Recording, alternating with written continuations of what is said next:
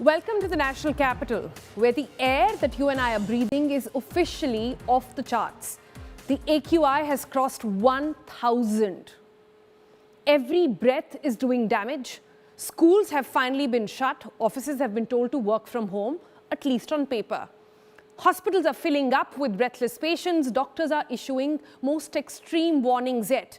If you can leave the city to save your life.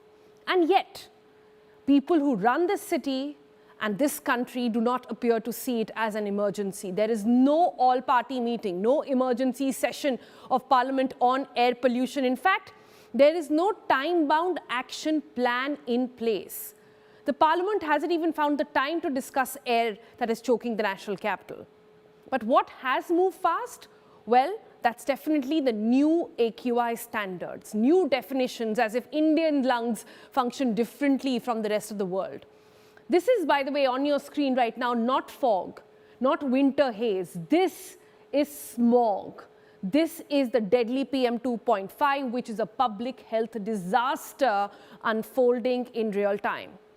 The weekend that just went by, the air quality index in the national capital had peaked to a staggering 1045 in certain places. This morning too, Delhi registered levels that were above 500 in several places, remaining sort of firmly in the severe category. The worsening pollution was visible from early hours, and the dense smog combined with dropping temperatures engulfed large parts of the city, sharply reducing visibility and worsening our health risks. Supreme Court, meanwhile, has now taken note of the rising pollution levels. The top court slammed Delhi NCR government, observing that states fail to act unless the court intervenes. The matter has now been posted for hearing on Wednesday. We wait to see what really will come out of there. But the Chief Justice of India has also advised hearings be conducted through a hybrid mode, given the hazardous air conditions. Even the official schedules have not been spared. You just saw visuals of Prime Minister Narendra Modi. His departure for a three-nation tour of Jordan, Ethiopia and Oman was impacted by poor visibility at Delhi airport. The Prime Minister was scheduled to leave at 8:30. The flight could not take off till about an hour or so. Flight operations, in fact, across the national capital region continue to be disrupted. Airlines and Delhi airport have issued advisories warning passengers of delays and cancellations. As of now, 68 flights have been cancelled, 5 diversions have been reported in Delhi airport, and, well, that's just for starters. We don't know how long the situation will actually continue. Children, the elderly, and those with respiratory conditions have been advised to take special precautions and avoid outdoor exposure.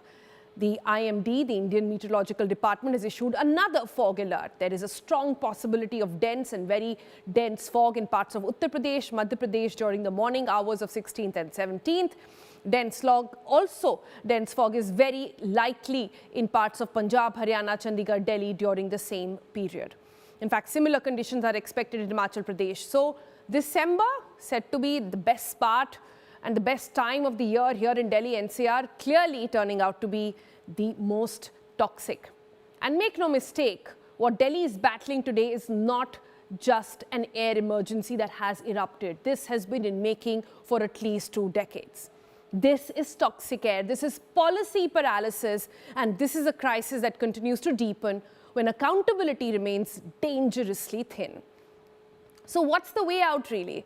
Well, number one would perhaps be to acknowledge the problem and figure out a plan, but the government has refused to do so. The government in Parliament actually went out to say that no deaths took place because of air pollution. This when doctor after doctor and experts after expert, including the Lancet report, went out to say that 1.5 million people in India died because of air pollution.